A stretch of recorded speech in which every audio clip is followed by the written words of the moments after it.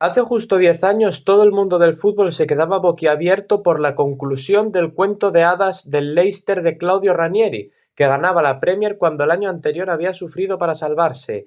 Aquel equipo dejó a todo el fútbol impresionado, pero ojo porque nuestro protagonista de este vídeo de hoy no se queda atrás para nada. Vamos a hablar del FC Thun, un equipo que el año pasado estaba jugando la segunda división, que ascendió y que este año se ha llevado la BRAC Super League, la primera división de Suiza. Pero no todo es perfecto dentro de este equipo. Vamos a ver la historia, cuál es su pasado, por qué su futuro podría estar amenazado. Descúbrelo, futbolero, en este vídeo. Para empezar, hay que saber dónde estamos. Hay que ir a Thun, una ciudad más o menos a 1 hora en coche de Berna, que está a los pies de un lago del mismo nombre y que es uno de los lugares más turísticos de Suiza, hasta el punto de que el diario 20 Minuten publicó el pasado mes de octubre un artículo que decía, en referencia a la gentrificación, Thun debe encargarse de ello antes de que sea tarde, porque el turismo pues empezaba a afectar a la vida de la gente. Pero ya, centrándonos en la historia del club, hay que irnos al 14 de mayo del 2024, cuando el grupo inversor estadounidense Pacific Media Group abandona su colaboración con el equipo suizo, viendo que tenían una enorme deuda y que aquello que no iba para adelante, ¿no?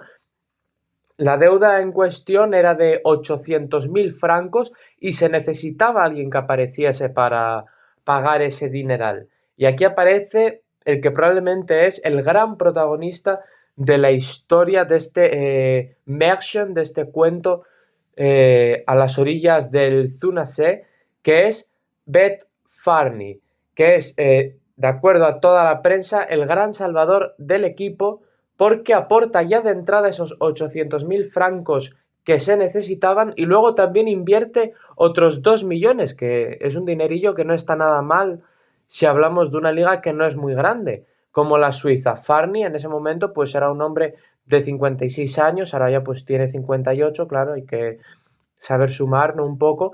Y era un hombre que estaba dedicado al sector tecnológico, que tenía empresas en una zona que además de ser, como comentábamos antes, turística y bastante bonita y todo eso, pues también tiene un tejido empresarial, sobre todo en lo que viene a ser el tema de nuevas tecnologías, bastante potente. A la temporada siguiente no tirarían la casa por la ventana, pero una gestión poco intervencionista de Farney, que esto es un rasgo muy importante y para mí muy positivo, el hecho de que él mete el dinero pero no interviene, no hace como por ejemplo hacía Dimitri Peterman, que se metía en el banquillo. Este es todo lo contrario y eso está muy bien porque hay que, pienso yo, dejar trabajar a quienes saben hacer las cosas. Y entonces él puso la pasta, puso el dinero, pero dejó trabajar a Andres Gerba, que era el presidente, y bueno, y es el presidente del FC Thun, aún hoy lleva siéndolo un montón de años, al director deportivo Dominic Albrecht y al entrenador Mauro Lustrinelli, un hombre fundamental también en esta historia, que ya jugó con el Thun en su mejor temporada hace 20 años, que llegaron a participar en la Champions y que tiene un estilo de juego bastante variable, pero que bueno, que más tarde en el vídeo analizaremos. Beth Farney entró como pudo, porque allí, al igual que pasa en Alemania, no está permitido pues que un empresario compre un club. Tampoco hay un 50+1, pero hay reglas más o menos estrictas con este tema. Una cosa que tuvieron muy clara ellos a la hora de reorganizar el equipo fue que había que impulsar la cantera.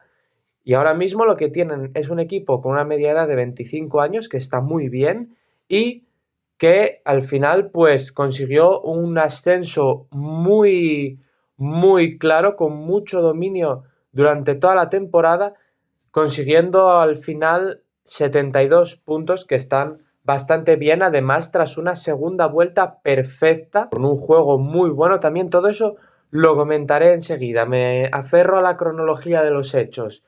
Esta temporada se han llevado la liga, ya la han ganado después de la victoria del Sion ante St. Gallen en casa de precisamente de St. Gallen, y han conseguido el título haciéndose fuerte. Esta es una de sus claves en el Stockholm Arena, que ha sido una caldera y del que solo se ha conseguido sacar un empate. El resto todo han sido victorias del FC Thun, quiero decir, haciéndose fuerte en casa, un poco media inglesa, ¿no?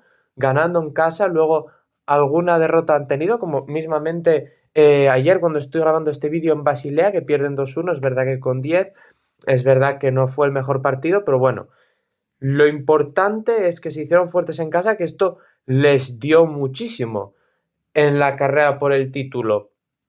También han sido importantes los 75 goles que han marcado en total, que es una barbaridad, teniendo en cuenta que en la Liga Suiza se juegan, o bueno, se llevan jugado, mejor dicho, 36 partidos, lo que digo, muy buenos números, pero para mí también otra cosa muy positiva, al igual que lo que comentaba antes de la propiedad, es que no tienen una estrella clara. Que esto yo me acuerdo que lo leí en una entrevista en el Blick, que es el diario más importante de Suiza, en la que hablaba precisamente Farni, ¿no? Y él decía que no querían tener estrellas, porque tener estrellas, bueno, se ha visto a lo largo de la historia del fútbol en muchas ocasiones, no siempre es bueno y muchas veces lleva a que la lucha de egos se ponga por encima del propio equipo. Aún así, pues hay nombres bastante destacables, ¿no? Uno de ellos, el 9, Elmin Gastota, 13 goles anotados, no es el Pichichi, como diríamos aquí, de la Liga Suiza, pero es una cifra de tantos bastante aceptable. Sin duda es una desgracia además para Suiza que haya elegido jugar con Macedonia, porque un jugador así nunca te viene mal.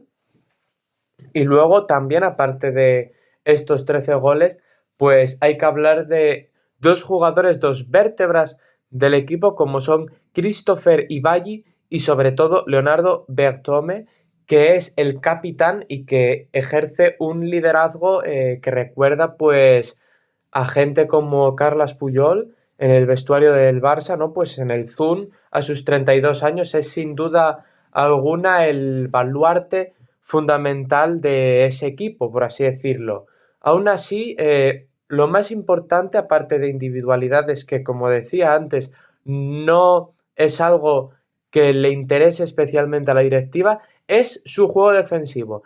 Tienen un estilo, podríamos decir, si hiciéramos una comparación con la Liga Española, un poco similar al del Getafe.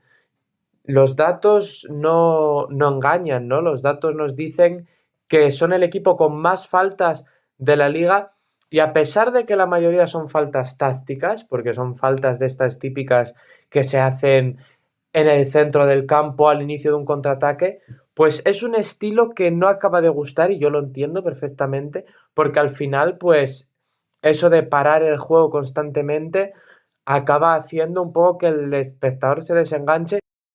Todos estos factores de la forma de gestionar, como el hecho de no poner ninguna individualidad por encima del equipo o dejar trabajar a la gente que realmente sabe mientras tú solo pones el dinero, es algo que le daba al FC Thun una cierta grandeza, ¿no? Era una forma de trabajar propia de un equipo grande y que a mí me parece pues una clave del éxito, a mí y a todo el mundo. Pero bueno, ya como todo cuento, pues se acaba, ¿no? Un poco la historia y llegamos al 17 de marzo de este mismo año, porque mientras el Zoom ganaba y se acercaba cada vez más a la liga que acabaría ganando este pasado fin de semana, pues resulta que la deuda del equipo pues no dejaba de crecer.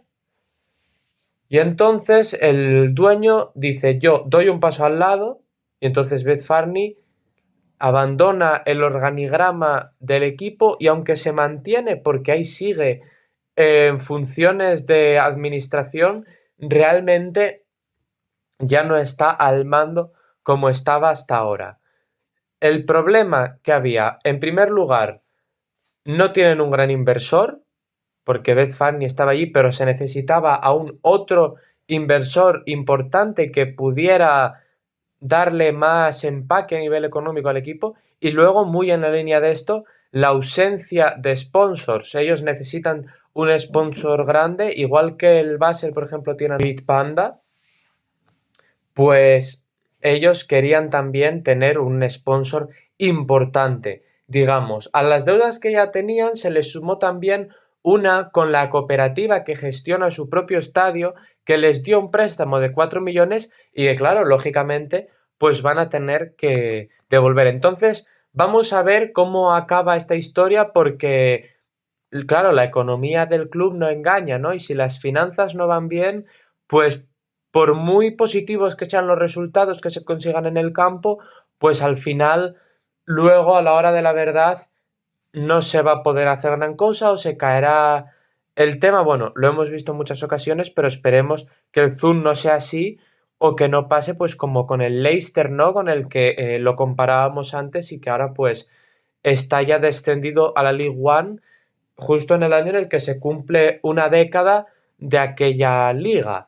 De momento, al igual que sucedió entonces, hay que hablar pues de que el Zoom está por todos lados, que ha salido en medios españoles, en medios británicos, en medios franceses, en medios italianos y que en Suiza evidentemente pues ha sido una sensación a pesar de que curiosamente no era la primera vez que esto sucedía porque en la temporada 1951-1952 ya el Grasshopper de Zurich conseguía levantar el título justo después de llegar a la primera división.